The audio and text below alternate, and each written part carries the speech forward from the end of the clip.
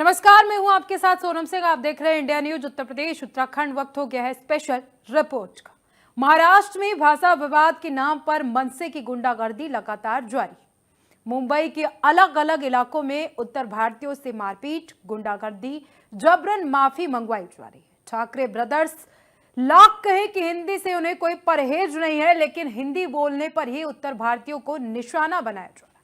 जबकि मुंबई में ही कई ऐसे इलाके हैं जो मुस्लिम बाहुल हैं और वहां मराठी नहीं बोली जाती, लेकिन ऐसा लगता है कि राज ठाकरे और उनकी पार्टी के गुंडे सिर्फ और सिर्फ हिंदुओं को ही अपना निशाना बना। कई हिंदू संगठन ये आरोप लगा रहे हैं कि मुख्यमंत्री फडणवीस कह चुके हैं कि महाराष्ट्र में मराठी भाषा का सम्मान सबसे ऊपर है, लेकिन भाषा के नाम पर गुंडागर्दी नहीं करनी दी जाएगी। ऐसे लोगों के सख्ती से पेश आया जाएगा, लेकिन धरातल पर ऐसा कुछ भी दिखाई नहीं दे रहा है। रिपोर्ट देखिए। मराठी हिंदी संग्राम की ही पटकथा लिखी जा रही है। मुद्दे विकास, रोजगार, शिक्षा, स्वास्थ्य सेवाएं नहीं है, बल्कि भाषा विवाद है। भाषा के नाम पर मराठी और गैर मराठियों को बांटने की साजिश रची जा रही है। जो मराठी नहीं बोल रहे हैं उनसे जबरन मारपीट कर, गुंडागर्दी कर माफी मंगवाई जा रही है। मराठी की जगह हिंदी बोलने वालों को निशाना बनाया जा रहा है। ये सब हो रहा है ठाकरे ब्रदर्स के उकसावे पर। कभी शौचालय संचालक पर सरेआम थप्पड़ बरसाए जाते हैं, कभी महिला को मराठी ना बोलने पर घर जाकर धमकाया जाता है। मनसे के गुंडे जबरन माफी मंगवाते हैं। कभी ऑटो ड्राइवर को सरेराह कान पकड़कर माफी मंगवाई जाती है। कभी स्टॉल संचालक पर थप्पड़ों की बौछार होती है, तो कभी व्यवसायी के ऑफिस पर तोड़फोड़ होती है। ये सब ठाकरे बंधुओं की पार्टी के समर्थक कर रहे हैं।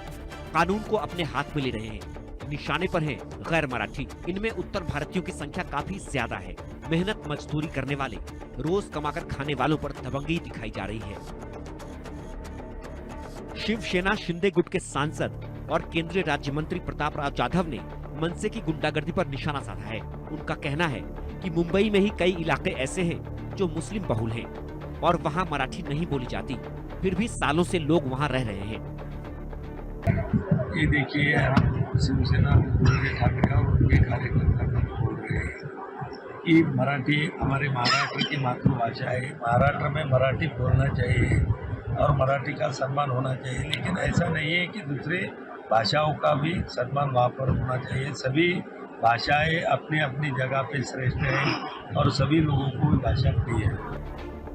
महाराष्ट्र में भाषा के नाम पर जो आग लगाई जा रही है, उसकी लपटें महाराष्ट्र से बाहर भी पहुंच रही हैं। ठाकरे और उनकी पार्टी के खिलाफ हिंदू संगठन नाराजगी जता रहे हैं। हिंदू संगठनों का आरोप है कि भिंडी बाजार में सालों से रह रहे मुस्लिम समुदाय के लोग भी मराठी नहीं बोलते, फिर हिंदुओं को ही टारगेट क्यों किया जा रहा है? भाषावाद के नाम पे जो एक संघर्ष शुरू हुआ है, वो कब शुरू हुआ है, वो कौन कर रहा है? हम तो हिंदूवादी संगठन है। राजनीतिक दल अपने अपनी चुनाव के पहले कुछ अपने एजेंडे लाते हैं, उस प्रकार से एजेंडा चलाया जा रहा है ऐसे लगा। क्योंकि इस देश को अगर हिंदू राष्ट्र बनाना है तो भारत में भाषावाद हो, प्रांतवाद हो, जातिवाद हो, ये सब बाजू में रख के केवल हिंदू करके विचार करना आवश्यक है, और ये हमारी भूमिका है। यहाँ पे एक बात यहाँ पे है कि मारपीट हो या बाकी बातें हो, यहाँ पे अगर हो रही है वहाँ पे तो निश्चित रूप से वो गलत। इतने साल से अगर कोई वहाँ पे रह रहा है तो उन्होंने भी वो भाषा सीखने का प्रयास करना आवश्यक है। मातृभाषा है, आप उसमें बोल रहे हो, उसमें कोई दिक्कत नहीं है, लेकिन जहाँ पे रहते तो प्रयास तो होना चाहिए। बीते दिनों महाराष्ट्र के राज्यपाल सीपी राधाकृष्णन ने भी महाराष्ट्र में भाषा विवाद पर चिंता जताई थी। उन्होंने कहा था कि इसका असर प्रदेश में निवेश पर पड़ेगा, लेकिन राज ठाकरे को महाराष्ट्र की प्रगति, विकास से कोई मतलब नहीं है। उन्होंने तो यहाँ तक कह दिया कि मराठी पहले है, निवेश बाद में। इसका मतलब है कि राज ठाकरे और उनकी पार्टी गैर मराठियों को पीटते रहेंगे, महाराष्ट्र में खुलेआम गुंडागर्दी करते रहेंगे। गैर मराठियों को पीटने की जितनी भी घटनाएं सामने आई हैं, उनमें किसी ने मराठी भाषा का अपमान नहीं किया। उन्होंने सिर्फ ये कहा कि वो हिंदी में ही बोलेंगे। महाराष्ट्र में मराठी अस्मिता का कार्ड सिर्फ चुनावी ही दिखता है, क्योंकि महाराष्ट्र के आम मराठी समुदाय को इससे कोई फर्क नहीं पड़ता कि सामने वाला मराठी में बोल रहा है या नहीं।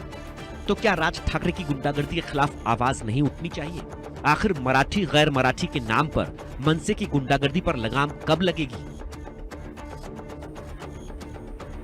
Bureau report, India news.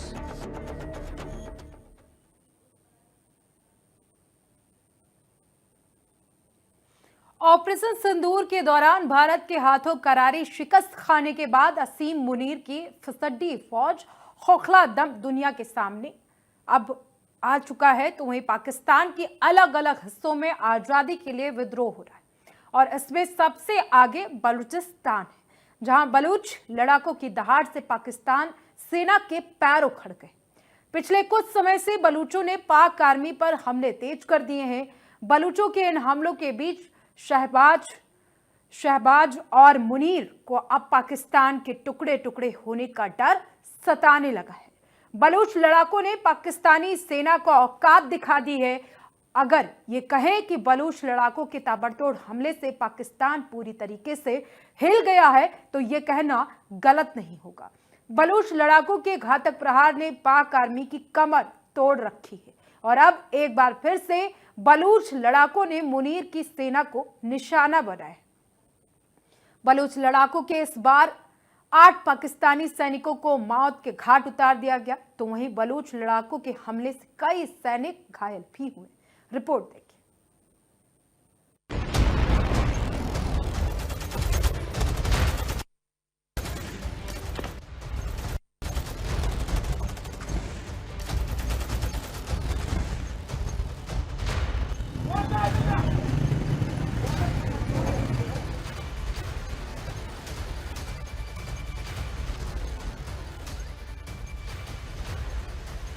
पाक के लिए काल बने बलूच लड़ाके। मुनीर की फौज में भगदड़, टुकड़े टुकड़े होगा पाकिस्तान। बलूच तैयार, मुनीर पर मौत वाला वार। पीएलए का खूनी संग्राम, मुनीर का मिटेगा नाम। आतंक का गढ़ कहे जाने वाले पड़ोसी मुल्क पाकिस्तान में इन दिनों कोहराम मचा है। दरअसल पाकिस्तान के बलूचिस्तान और खैबर पख्तूनख्वा में इन दिनों पाकिस्तानी सैनिकों का जीना मुश्किल हो गया है। एक तरफ जहां बलूचिस्तान में पीएलए और बीएलएफ पाकिस्तानी सेना पर ताबड़तोड़ हमले कर रही है, तो वहीं खैबर पख्तूनख्वा में टीटीपी के लड़ाके पाक आर्मी को निशाना बना रहे हैं। बलूच लड़ाके और टीटीपी के घातक हमलों से पाकिस्तान के कई सैनिकों को मौत के घाट उतार चुकी है। आपको बता दें कि मुनीर सेना में बलूच लड़ाकों का खौफ इस कदर समाया हुआ है कि कई बार पाकिस्तानी सैनिकों की अपने पोस्टों से भागते हुए तस्वीरें भी कैमरे में कैद हुई हैं। और अब बलूचिस्तान के कलात के कुहा इलाके में पाकिस्तान की आर्मी पर बलूच लड़ाकों ने जोरदार हमला किया। मुनीर की सेना पर बलूच लड़ाकों ने घात लगाकर हमले किए। बलूच लड़ाकों के हमले में कम से कम 8 पाकिस्तानी सैन्यकर्मी मारे गए और कई घायल हो गए। आपको बता दें कि पाकिस्तानी सेना पर उस समय हमला हुआ जब वह पैदल ही इलाके में आगे बढ़ने की कोशिश कर रहे थे। ऐसा पहली बार नहीं हुआ है जब बलूच लड़ाकों ने पाकिस्तान की सेना को मौत के घाट उतारा है, बल्कि पिछले काफी समय से बलूच लड़ाके पाकिस्तानी सेना को लगातार निशाना बना रहे हैं। बलूच लड़ाकों ने ताबड़तोड़ हमले से मुनीर सेना की कमर तोड़कर रख दी है। अगर बात हाल के समय की करें तो बलूचिस्तान में बलूच लड़ाकों ने पाकिस्तान की सेना पर 10 हमलों की जिम्मेदारी ली है। बलूचों के इन 10 हमलों में मेजर जियाद समेत 23 सैनिक मारे गए। मस्तुंग में आईईडी धमाके में मेजर जियाद और 5 सैनिक मारे गए, तो वहीं अब गुल मस्तुंग में विस्फोट में 2 सैनिक मारे गए। बलूचों ने घात लगाकर 13 सैनिकों को मौत के घाट उतार दिया। बलूच लड़ाके बड़ी संख्या में पाक आर्मी के काफिले पर हमला कर रहे हैं। बलूचों के अटैक में नोशकी में दस्ते का प्रमुख मारा गया। तलबंदिन और नोशकी में खनिजों से लदे 2 ट्रकों में बलूच लड़ाकों ने आग लगा दी। जमुरान में 2 आईडी ब्लास्ट में 1 सैनिक मारा गया। बुलिदा आईडी ब्लास्ट के जरिए बलूचों ने 2 सैनिकों की हत्या कर दी। कोयटा में सुरक्षा बलों पर ग्रेनेड से हमला किया गया। बलूचिस्तान में एक बार फिर से आजादी की मांग तेज हो गई है। कई बलूच नेताओं ने तो पाकिस्तान से आजादी का ऐलान भी कर दिया है। तो वहीं दूसरी तरफ बलूच लड़ाके मुनीर सेना पर लगातार घातक हमले कर रहे हैं। दावा ये भी है कि बलूच लड़ाकों ने बलूचिस्तान के कई इलाकों पर कब्जा भी कर लिया है, जिन्हें छुड़ाने में पाकिस्तानी सेना के पसीने छूट रहे हैं। आसिम मुनीर और पाक सेना बौखलाई हुई है। ऐसे में अब पाकिस्तान सेना ने बलूच पत्रकारों और आम बलूचों को निशाना बनाना शुरू कर दिया है। बलूच लड़ाकों के प्रचंड प्रहार से मुनीर सेना के होश उड़े हुए हैं। बलूच लड़ाकों की दहाड़ से पाकिस्तानी सेना के पैर उखड़ गए हैं। तो वहीं शहबाज मुनीर को अब पाकिस्तान के टुकड़े टुकड़े होने का डर सता रहा है। Bureau report, India news.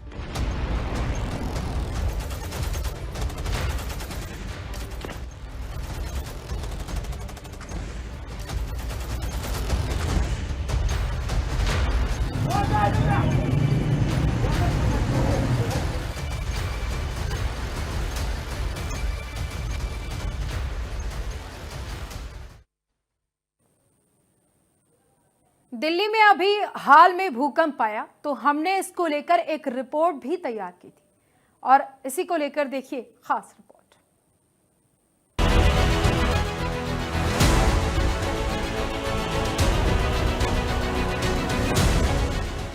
Delhi NCR के लोगों को सुबह भूकंप का तगड़ा झटका लगा।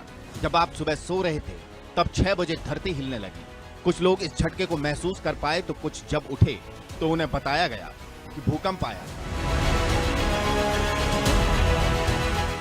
रिक्टर स्केल पर इसकी तीव्रता 3.2 मापी गई। भूकंप का केंद्र हरियाणा के फरीदाबाद में था। इस दौरान जान माल के किसी भी तरह के नुकसान की कोई सूचना नहीं। लगभग 5 सेकंड तक चले झटकों से लोग डर गए और बाहर निकल आए। पिछले हफ्ते झज्जर में भूकंप आया था।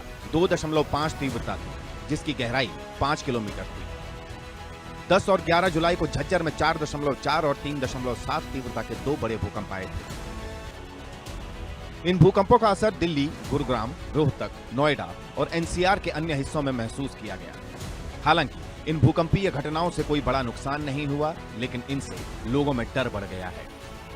डर तो सताएगा सर, क्योंकि रेती एरिया है, ये रेतीला एरिया है, बिल्डिंगें बनती जा रही हैं और झटके आएंगे, जैसे बारिश आएगी तो पब्लिक जाएगी कहाँ।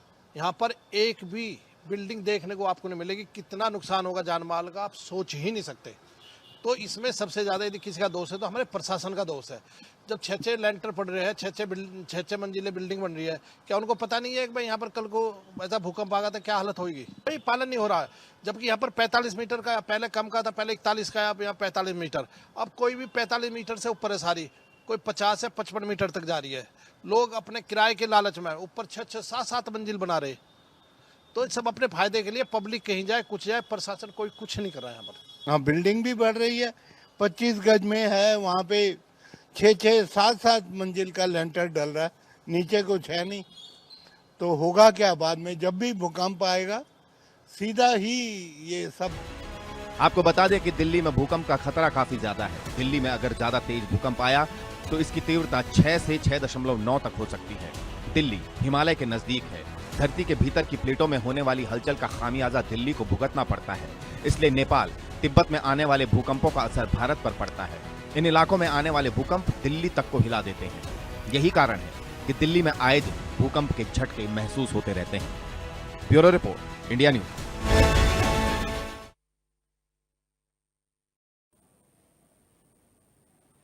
चिंता हिंदुस्तान के हिमालय क्षेत्र को लेकर भी है। हिमालय के आसपास भी लगातार भूकंप आ रहे हैं और रिपोर्ट देखिए। हिमालय थर्राएगा, महाविनाश लाएगा।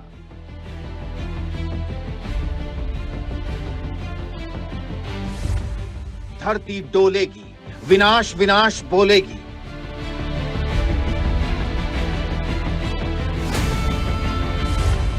जमीन फटने का डर, आएगा तबाही का पल।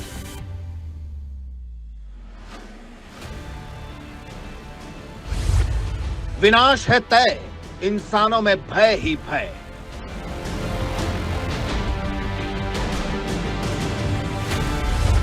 खतरे में हिमालय, आएगी महाप्रलय। हिमालय कांपेगा और बड़ी तबाही लाएगा। ये हम नहीं कह रहे, बल्कि रिसर्च कह रही है। वैज्ञानिकों की लेटेस्ट रिसर्च में भारत के लिए अलर्ट जारी किया गया है। साफ तौर पर कहा गया है कि हिमालयी राज्यों में बहुत बड़े और विनाशकारी भूकंप आने का खतरा मंडरा रहा है। यूं समझ लीजिए कि हिमालय से सटे हुए राज्य भूकंप के टाइम बम पर बैठे हुए हैं। वैज्ञानिकों का साफ तौर पर कहना है कि कभी भी, किसी भी वक्त एक महाभूकंप आएगा और हिमालयी राज्यों में विनाशकारी तबाही लाएगा। नेपाल और म्यांमार में भूकंप ने जैसी तबाही मचाई थी, उससे भी भयानक तबाही आएगी, जो अपने आगोश में सब कुछ उड़ा ले जाएगी। रिसर्च क्या कहती है, जरा गौर कीजिए। हिमालयी क्षेत्र में विनाशकारी भूकंप का खतरा मंडरा रहा है। यह भूकंप 7 से 8 रिक्टर स्केल से ज्यादा का हो सकता है। हिमालय के अधिकतर क्षेत्र भूकंप के जोन 4 और 5 में है। इस वजह से बड़ा भूकंप यहां महातबाही लाएगा। इससे पहले भी हिमालयी राज्य बड़े भूकंप झेल चुके हैं। उत्तराखंड, हिमाचल में बार बार आ रहे भूकंप इसका उदाहरण है। उत्तराखंड, हिमाचल, जम्मू कश्मीर, लद्दाख भूकंप के रेड जोन में है।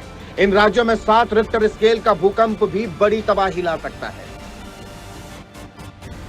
खतरा बहुत बड़ा है। भूकंप कभी भी बड़ी तबाही ला सकता है। कोई नहीं जानता ये कब आएगा, आज, कल या कभी और, लेकिन जब भी आएगा तो कोहराम मचाएगा। अब आपका ये समझना जरूरी है कि आखिर भूकंप के लिहाज से हिमालयी क्षेत्र इतना संवेदनशील क्यों है। क्यों वैज्ञानिक बार बार हिमालयी राज्यों के लिए अलर्ट जारी कर रहे हैं। बारिश, बाढ़, भूस्खलन से वैसे ही इन राज्यों में तबाही मचती रहती है। ऐसे में एक बड़ा भूकंप कैसे हिमालयी राज्यों को बुरी तरह से हिलाकर रख देगा, जरा समझिए। हिमालय में भूकंप की बड़ी वजह दो टेक्टोनिक प्लेट्स का टकराव है। ये प्लेट है भारतीय प्लेट और यूरेशियन प्लेट। 5 करोड़ साल पहले यूरेशियन प्लेट भारतीय प्लेट से टकराई। तब से भारतीय प्लेट यूरेशियन प्लेट के नीचे जा रही है। हर साल भारतीय प्लेट लगभग 5 सेंटीमीटर आगे बढ़ रही है। टेक्टोनिक प्लेट्स के दबाव के कारण हिमालय में भूकंप आते हैं। हिमालय में ग्रेट साइज्मिक गैप है। यहां 8 से अधिक तीव्रता का भूकंप आने की आशंका है। भयानक भूकंप की आशंका के कारण हिमालय चिंता का विषय है। कुल मिलाकर इतना समझ लीजिए कि भारत के मुकुट हिमालय पर एक बड़ा खतरा मंडरा रहा है। इससे सटे राज्यों पर बड़ा खतरा मंडरा रहा है। रेड जोन में वो इलाके सबसे पहले आ रहे हैं जो भूकंप के लिए सबसे ज्यादा संवेदनशील हैं। तो आगे क्या होगा कोई नहीं जानता, लेकिन रिसर्च के मुताबिक यह तय है कि हिमालयी राज्य एक विनाशकारी भूकंप के मुहाने पर खड़े हैं। Bureau report, India news. भूकंप को लेकर क्यों डर है, क्यों सुनामी की चेतावनी दी जा रही है, दुनिया क्यों दहशत में है, इस पूरी रिपोर्ट में देखिए।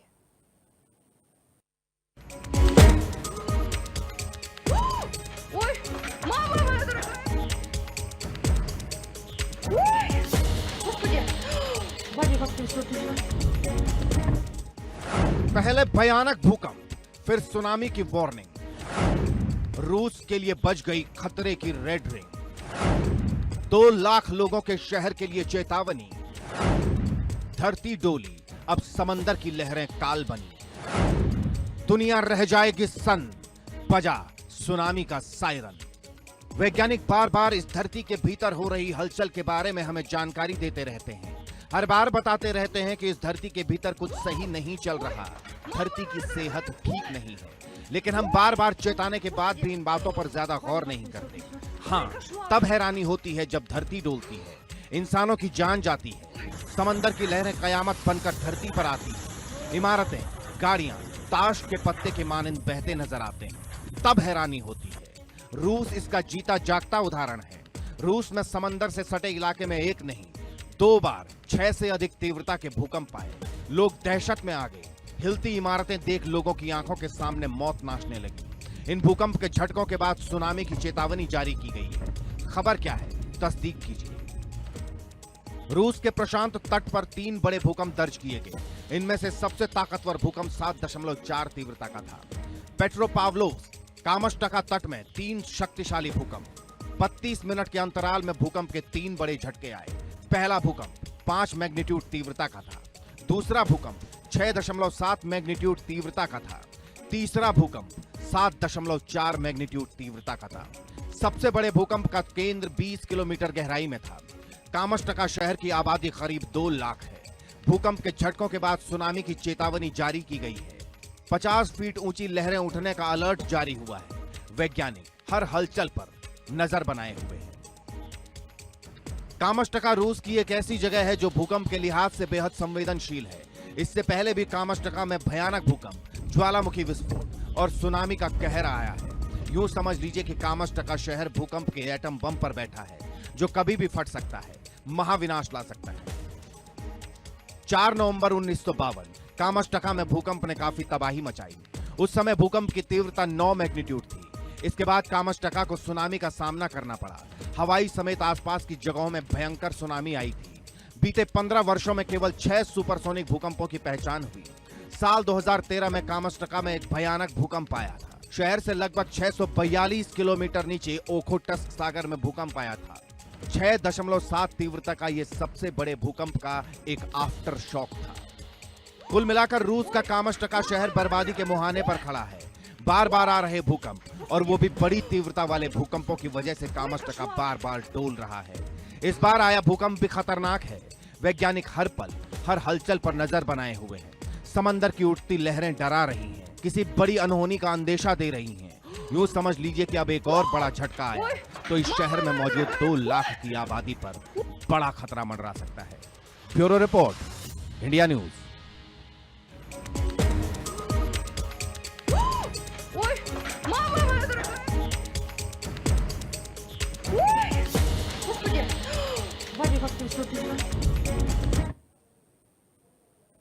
तो इसी के साथ स्पेशल रिपोर्ट में अभी के लिए इतना ही। देखते रहिए इंडिया न्यूज उत्तर प्रदेश उत्तराखंड। नमस्कार।